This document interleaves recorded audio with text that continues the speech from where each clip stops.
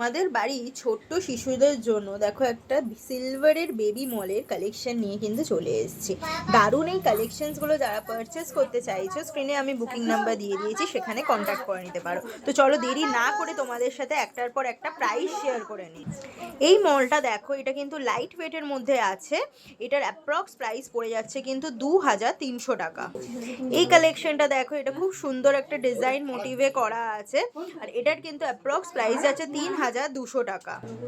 এইটা দেখো, এটার আওয়াজে তুমি তোমার বাড়ির বাচ্চাকে কিন্তু খুঁজে পেয়ে যাবে। এটার অ্যাপ্রক্স প্রাইস যাচ্ছে 4600 টাকা।